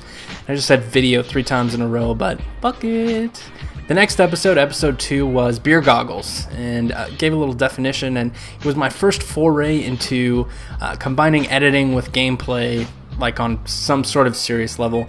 But essentially the idea was simple. I got the inspiration for this video from a YouTube video that I saw about basically beer goggles. Somebody drinking, starting at the beginning the girl was ugly, by the end of the night she was a supermodel. So I took that idea, and every kill that I got during a game of Search and Destroy, she became increasingly more attractive. And that was probably my favorite gameplay that I've used in any one of my I Love College series, simply because the match before that, the people in the lobby were talking so much shit. And if you play Search and Destroy, you know the best thing to shut people up is to just shut them down. So there's also a little twist at the end that I that I laugh every single time. It's still one of my favorite videos to date. The third video that I tackled was Game Day, all about college football, little guest appearance by Aaron Andrews, and again, a little bit of different editing style for me, using some audio that I found. I'm not going to tell you where I found it because it's still a secret. But you can definitely tell why this video was not allowed to be copyrighted. But I interviewed Aaron Andrews, and I think that you guys will enjoy the results. And the final of the missing episodes was all about roommates and douchebags, probably my favorite topic that I've covered so far. I talk about my actual roommate in college, all the crappy stuff that we did to him, and the douchebag uniform. So that's an overview of the missing episodes. You can click at the end of the video. I'll have annotations for all of them. And just a quick note about future new content. The official launch date for new content on my channel is Monday, April 2nd. That's not just going to be when the next video is going to come out. I'm working on 5 different series that are all related to college and that I know you guys will enjoy. I've been fortunate enough to work with some really, really talented people. Evan Eckert is going to handle channel design, layout, and one half, Matt, one half of the Jolly Old Brits, is going to be helping me with motion graphics. He's super, super talented, and they have a great channel. I'll put both of their links in the description. Please, if you have a second, go check them out. Go subscribe. I sound like a broken record, but I'm surrounded by just really talented people, and I'm really fortunate. It's essentially going to be a channel relaunch. Everything is going to be different, super top-notch production value, and I'm really excited. I know that you guys will enjoy it. So that's basically all I have. I hope that you guys enjoyed this little walk down memory lane. It was certainly nostalgic for me to go back and watch some of my old videos, the fun times, and just realizing what it took to bring those videos to life. And I encourage anyone that is a content creator every once in a while to go back and watch your old videos. It's certainly an eye-opening experience to just see how far you've progressed. But look out in the next few days, probably Tuesday or Wednesday. I'm going to be posting another video with a little bit more specific details about the series that are coming and how you guys can get involved. I'll be back with another video and a new outro that I think you guys are going to fucking enjoy. So I'll be back with another video soon. Take care, guys. Peace.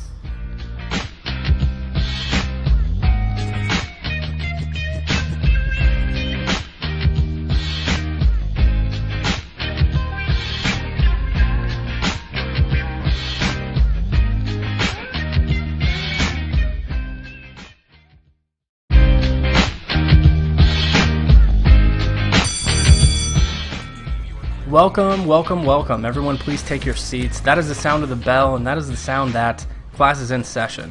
My name is TheHitmarker, and I am founder of Hitmarker University, an online video series that's going to cover everything that you need to know and more about the college experience. Today is going to be a relatively easy day. I'm going to go over the syllabus outlining the first 2 weeks of class, and the first class that I have for you is Hitmarker 101. It's going to be an in-depth instructional series with topics that include how to get into the right college for you, how to get good grades in college, how to survive finals, how to build a beer bong. Just a variety of topics that will make your college experience better. Next up, we have Sorority Showdown, and this is exactly what it sounds like. It's an epic 1v1 battle between the lovely girls that make up the wonderful sororities on campus. Now, there's only going to be one winner in this, and that's going to be you guys. The next class I have for you is We Love College. And I'm going to be bringing on my friends and people in the community that I feel have good stories to tell. There are going to be a series of 5 questions that I'll ask every single guest, and you'll get the best and worst of their experience in college. And this is going to take both people that are currently in college and people that have graduated. So you'll get to see and hear about experiences from the very beginning, people that are freshmen all the way up through graduation. So it'll be a good way to bring some more perspective into the college experience and give you guys another viewpoint. The next class that I have for you guys is a really, really fun one. It's called Thirsty Thursdays, and it's going to be devoted to my college drinking stories. This is going to be a 4-part series. I don't have an infinite number of drinking stories from college, but the ones that I remember and the ones that are the best, I'm going to be bringing to you guys. Eventually what I'll do is we'll either bring on some guests to talk about their experiences, and or that series will end. And finally, to wrap things up, the last series that I have for you is Office Hours. This is going to be a chance for you to communicate directly with me with your questions. There is an email address in the description currently, hitmarkeruniversity@gmail.com. I want you to send in your questions regarding college, whether it be you're in high school and you want to know about the steps to take to get into college, whether it's you're currently in college and you have a question about relationships or whatever it is. If it has to do with college and you want my advice, send in those questions. Now that you have a better understanding of the outline of the classes and some of the topics you'll be exposed to, there are still 2 very important things that I need to go over. First of which is homework. Homework will be assigned at the end of every single class, and it will be due before the next class. Homework assignments range anywhere from 3 to 5 problems and should at the most take you a few seconds. I don't know any other university that would offer homework that easy, but it is essential and paramount to your graduation. So please make sure to do all of your assignments. And the last thing that I need to cover are pop quizzes. And I know what you're thinking. Pop quiz. But these are not your typical pop quizzes. These quizzes allow you to win prizes. Things like t-shirts, Microsoft points, PSN cards, and then special prizes. This week I'm going to be giving away a customized Modern Warfare 3 controller for the Xbox 360. All you have to do to win is be present in class whenever the pop quiz is asked. And to get ahead of the game, to get ahead of the competition, you're going to want to be following me on Twitter and being a fan of my Facebook page. I'll alternate, and I won't tell you which one, but I'll give the answer or the article to where you can find the answer to that day's pop quiz on one of those two sites.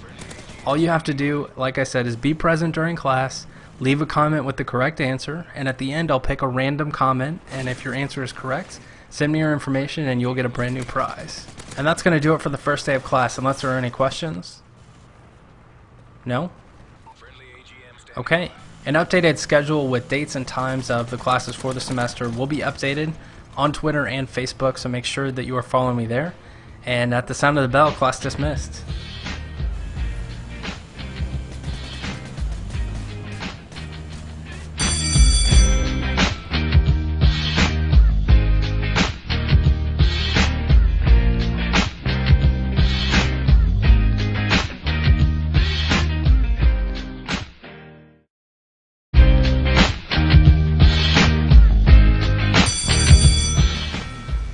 Alright everyone, please take your seats. My name is TheHitmarker and this is Hitmarker 101. And before we get started, I want to commend nearly all of you on an excellent job on your first homework assignment. Some of you misread the directions and that's understandable. I can't expect everyone to get a perfect score right off the bat, but then again there's Billy. Poor little Billy. He could barely write his name without struggling. I think it's going to be a long year for Mr. Billy. Okay, today we're going to be covering how to pick the right college for you. The last part of that sentence is important. For you. You're going to have a lot of people in your life pulling you in different directions. Your parents may want you to stay close to home. Your friends may want you to attend the same school that they do. And if you have a boyfriend or girlfriend in high school, you might be pressured into going to a school so that you can stay together. On a side note, that's a fucking terrible idea. And you need to be prepared for this up front and realize that you're not going to be able to please everyone. Your mantra during the selection process needs to be the famous saying, look out for number one. And in this case, number one is you. Although it's never a bad idea to dodge urine. Unless you're into that sort of thing. But here's a short list of tips and things to consider to help you narrow down where you're going to spend the best years of your life. Tip number 1, define yourself. Who are you and why are you going to college? This is an important question to ask yourself before you begin your college search. It will help you easily get rid of choices that don't match your personality and goals. Tip number 2, size matters. The number of people who attend a school isn't important. It's the type of people and the kind of community in which you will learn that is important. Most large public universities have smaller honors colleges within them for that very reason. Tip number 3. Name and rank don't equal your success. Choosing to go to an Ivy League school won't automatically guarantee your future success. Will it help you get an interview? Absolutely. But the experiences and opportunities you encounter during college are far more valuable than the name on the diploma. You also shouldn't get too hung up on the rankings alone. Just because a particular college is ranked 3 spots higher than another doesn't mean anything, really. It doesn't mean you'll like it. It doesn't say anything about the type of atmosphere on campus. So don't pay too close attention to rankings. Tip number 4, no major, no problem. Don't let the lack of a defined career path prevent you from choosing a college. Very few high school students know enough about themselves and what they want to do long term to choose a major right away. And even those that do often wind up changing it 2 or 3 times before graduation. It's okay to be undecided. You have time, unless you run out of money. And the 5th and final tip is a little bit different because it's intangible, but the college you choose has to fit like a glove. And I know that's difficult because there's not really anything that you can do, it's more of a feeling. A college has to fit better than that sweet pair of jean shorts you got bedazzled last weekend. It must coincide with your goals and present you with the best opportunity to succeed. Don't be afraid to call the admissions office and ask questions. Everyone there is trying to sell you on why you should come, so ask them. Campus visits are also important to getting a feel for whether or not you could see yourself actually spending 4 years there and shelling out thousands of dollars to get an education. Campus tours are usually given by students who are on their best behavior, but don't be afraid to ask them off-the-wall questions as well. Ask them what they don't like about the school, and ask them what things are like outside of class. They're not going to ignore you, and even if they have to lower their voice while your parents are talking, they'll tell you what's up. So choosing a college is an extremely important decision, and one that you should definitely take the time to do your research. Make sure you take campus trips. If you can't visit every single one of the colleges you're interested in, at the very least call the admissions office and do an interview with one of the admissions counselors. They're always up to talk to you. Don't be afraid to step out of the box. The admissions process, after you've chosen, a list of, let's say, 5 or 6 schools, then we're going to tackle the admissions process, the timeline that you need to follow, but that'll be in a different episode of Hitmarker 101.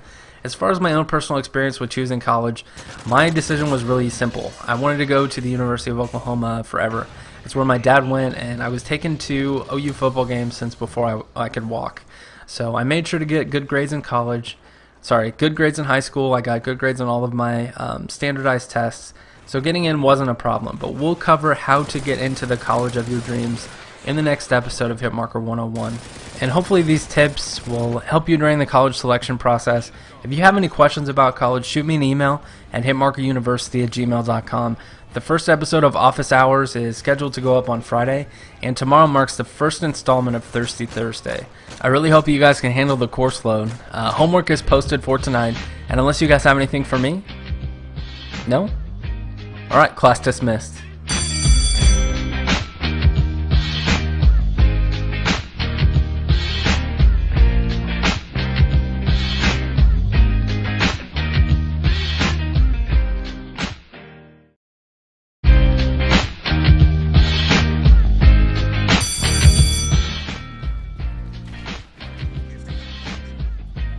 Alright class, please take your seats.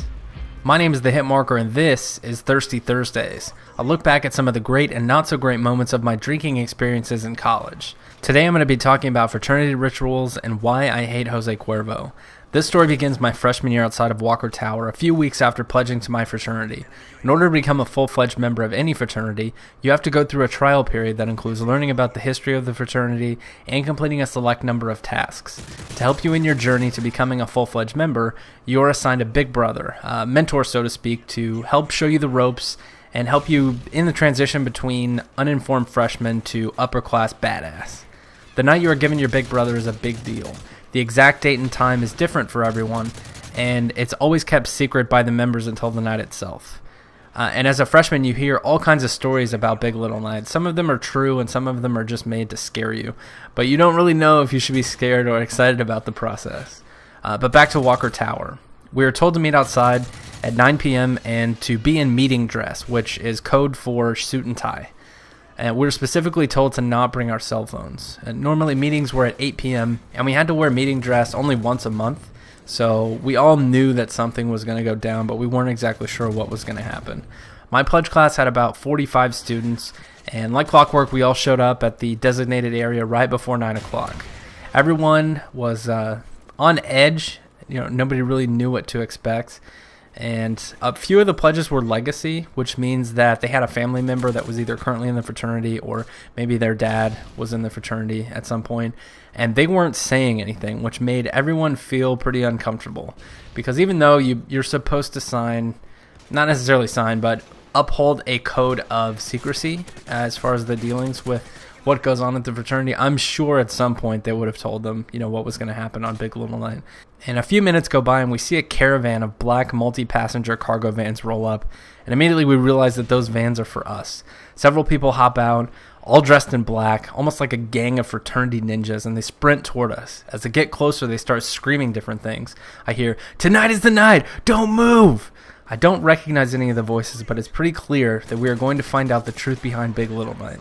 We're now surrounded, and they force us to take off our ties, and they tell us to tie them around our heads as a blindfold. We're herded into the vans and told to keep our heads down. At this point, my head was spinning. They're blasting music, and they don't stop yelling until we arrive at an undisclosed location. Then suddenly everything stops. They kill the music. They stop yelling, almost simultaneously. Then it's silent. No one says a thing. The members in the front seat get out and they slam the door. It's just like a scene out of a movie. Then all of the members start banging on the sides of the vans. It sounds like a hurricane. Then again in unison they stop. No one is moving or saying anything. We all felt a collective, what the fuck is going on? Seconds seemed like hours. After about 20 minutes, the double doors of the van are finally opened, and we're told not to move until called. Still blindfolded, you could hear members making their way from van to van, calling out new pledge names. But you can't really make out exactly what's happening after that. They get to our van, and one by one, each of our names is called. As we step out of the van, we're escorted by arm for about 50 yards, and told again not to move or say anything.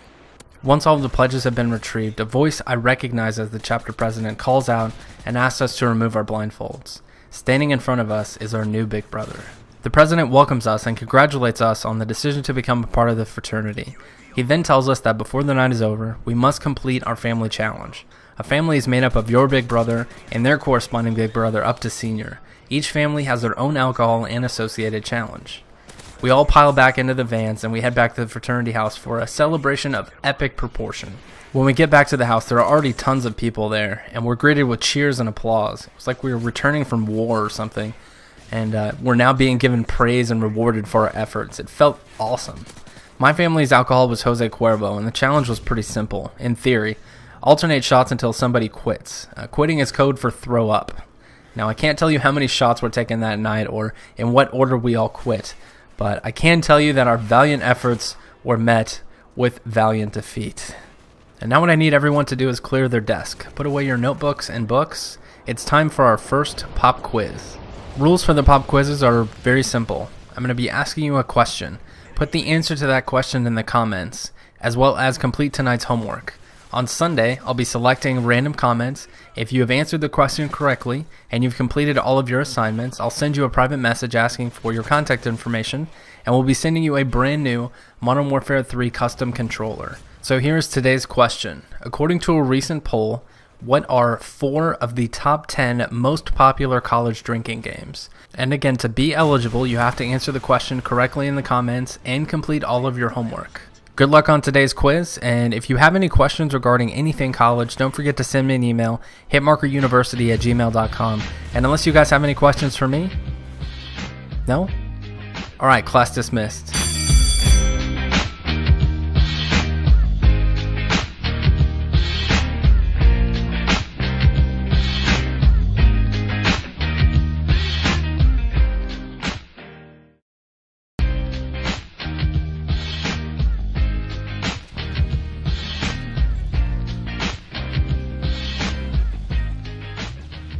Alright everyone, please take your seats.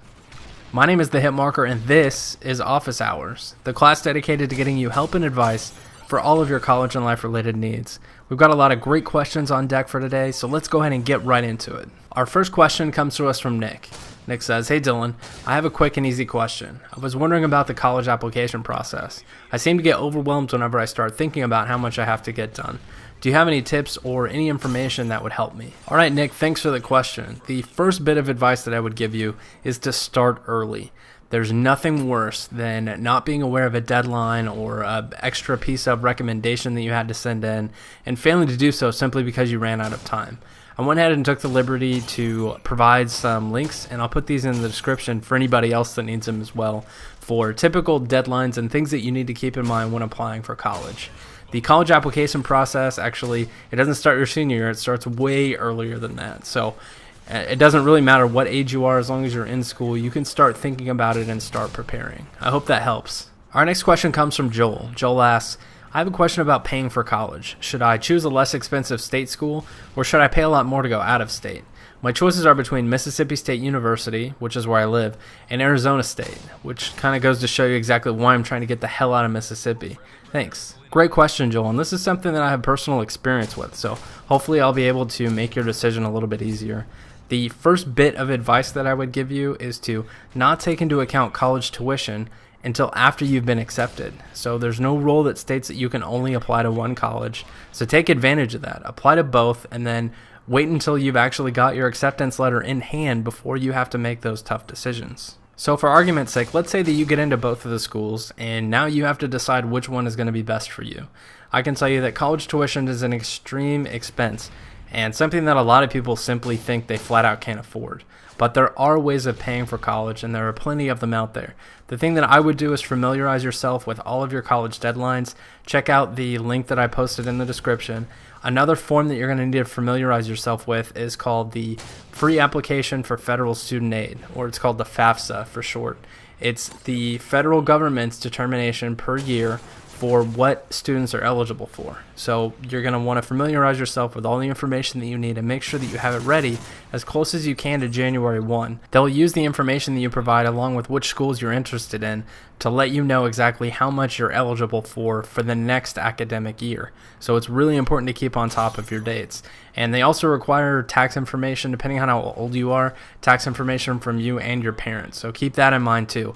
Everything is about timing. You don't want to miss any deadlines. And aside from federal aid, there are plenty of ways to pay for college. They essentially have scholarships for everything. So not just your GPA and scholastic achievements. They've got scholarships if you're Indian, if you're black, if you're Asian, if you have one leg. I mean, there are scholarships out there for everything. It's your job to do the research to find them and then apply for them. So the internet is going to be your best friend. Talk to the financial aid advisors at the schools that you're interested in, and don't be afraid to ask questions. These people are put in their positions to help you. Not everybody has $200,000 laying around to pay for college in cash. So you're not alone. There are other people that are in your exact same position. So now that we've got school paid for, let's take a little bit closer look at the schools that you're interested in and determine which one is going to be best for you. Now, I've never actually been to Mississippi State, but I had to drive through Mississippi on my way to Georgia, and I can definitely understand why you're trying to get the hell out of there. But some things to keep in mind, and this is kind of where my personal experience comes in, is environment plays a much bigger role in your college experience than you might think. I can tell you that the Arizona State University ranks in the top 5 in drinking, in parties, in hottest girls.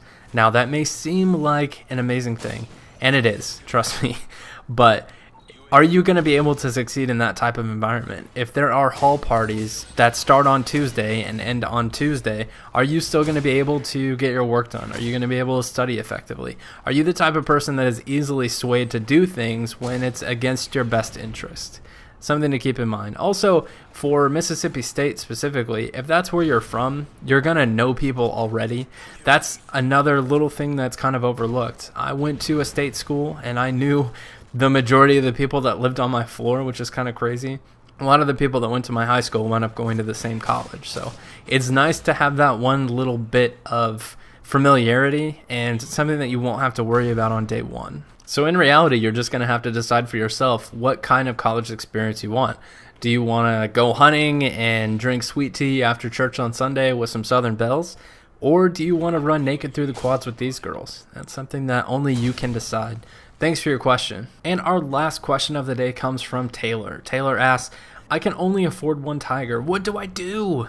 Well, Taylor, I hate to be the one to break it to you, but if you need more than one tiger, paying for it is going to be the last thing that you need to be worried about. And that's going to do it for this episode of Office Hours. If you enjoyed this, please take a second to give it a quick rating. And if you have a question that you want answered on a future episode, either tweet me at TheHitmarker or send me an email to hitmarkeruniversity@gmail.com. Don't forget to take down your homework, and at the sound of the bell, class dismissed.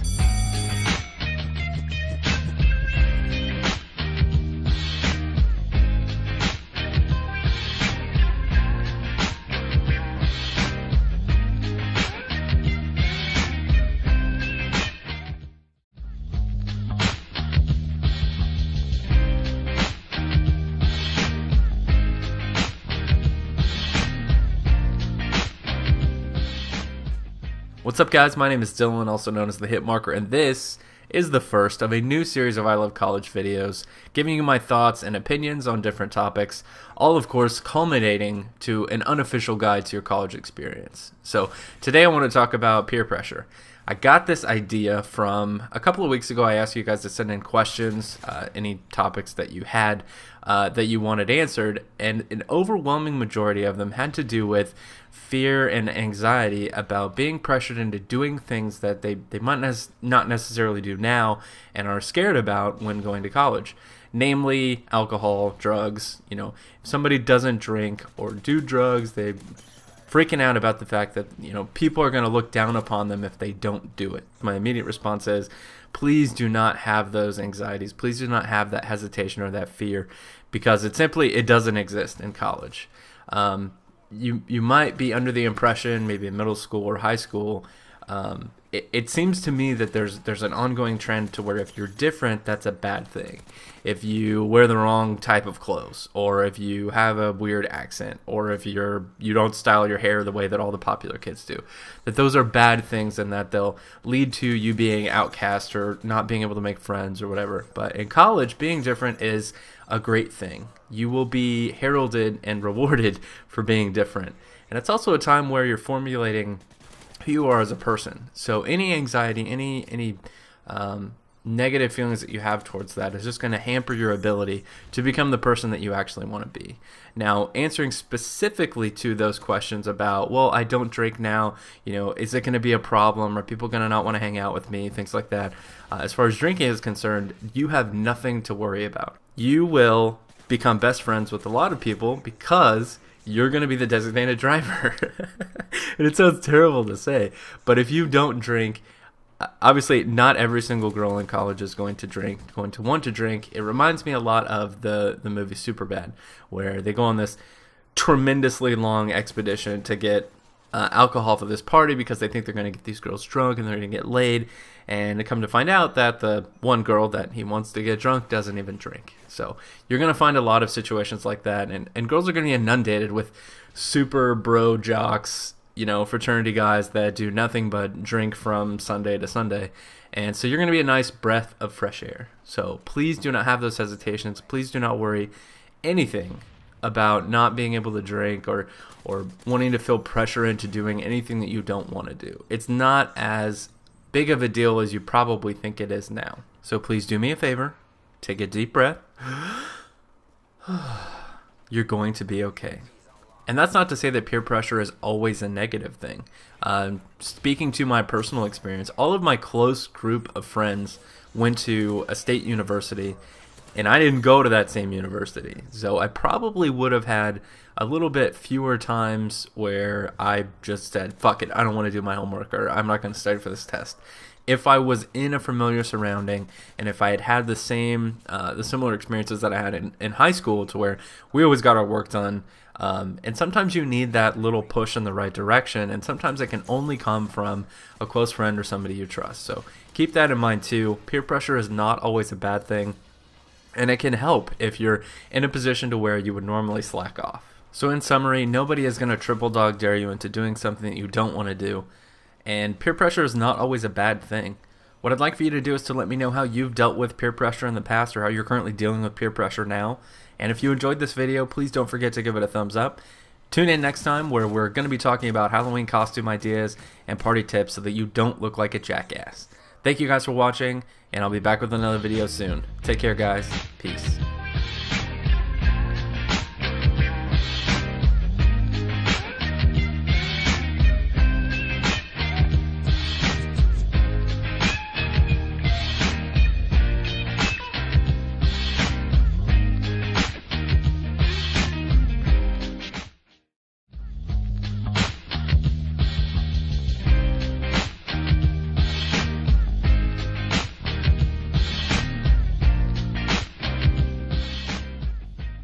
What's up, guys? My name is Dylan, also known as the Hitmarker, and I'm going to welcome you to Season 2 of I Love College.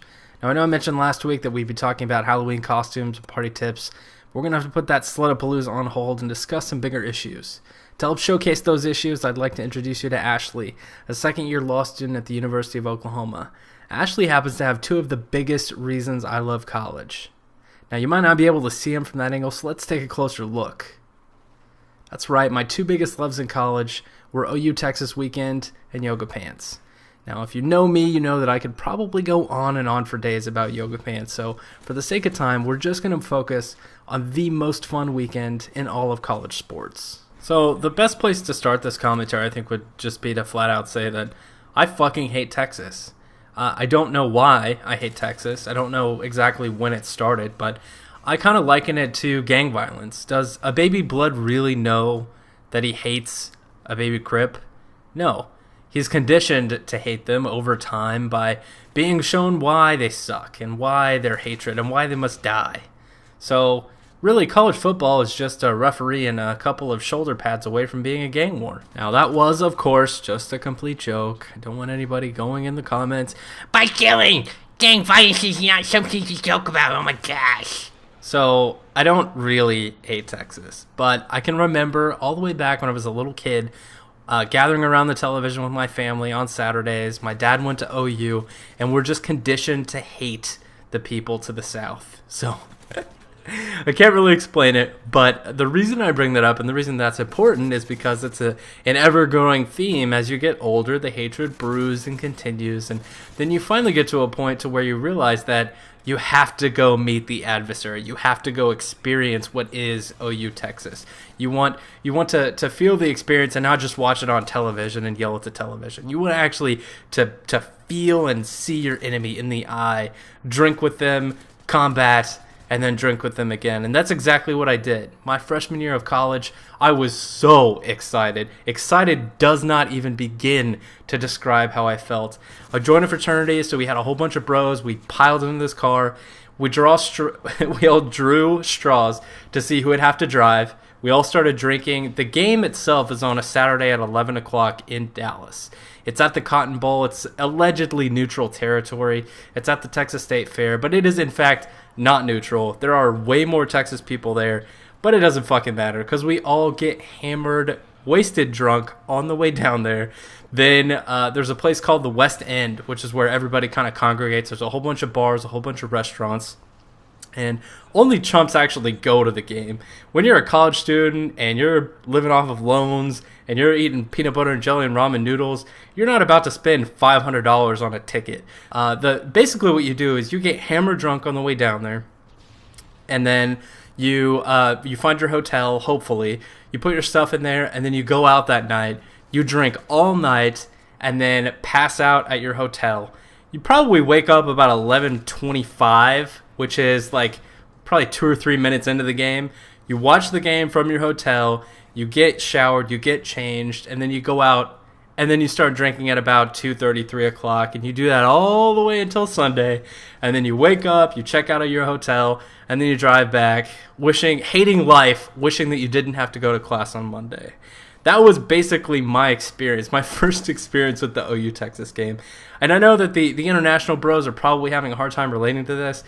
Essentially, imagine if your dream soccer team had an epic rivalry match with another epic rivalry team, and you were basically old enough to go on your own to this event, and once you got there, everybody was drunk and naked, and that's exactly what OU Texas is like for all you overseas brethren. So I salute you. I really hope that you get to go to your OU Texas weekend at some point, and I can't stress enough how much fun it is to go to a school that has a college football rivalry. It's something that you think about all year, that you talk about, that you talk trash with. OU has historically kind of recruited a lot of people from Texas. So even though, and it depends on what kind of program they're going into, whatever, but you'll have a lot of people, if you wind up going to OU, there'll be a lot of people from Texas. If you go to any school in the South, there'll be a lot of people from Texas. And so it's always just a great time. If you have the opportunity to experience anything like this, please take the opportunity to do so. Too long, didn't listen. Fuck Texas, get drunk, naked soccer party. And that's going to wrap it up for this episode of I Love College. If you enjoyed this video, please take a second to caress the like button. If you'd like to see more of these videos, don't forget to subscribe. And before we go, I want you to take a second, leave in the comments your best caption for this photo. My name is Dylan, this has been I Love College, and I'm out.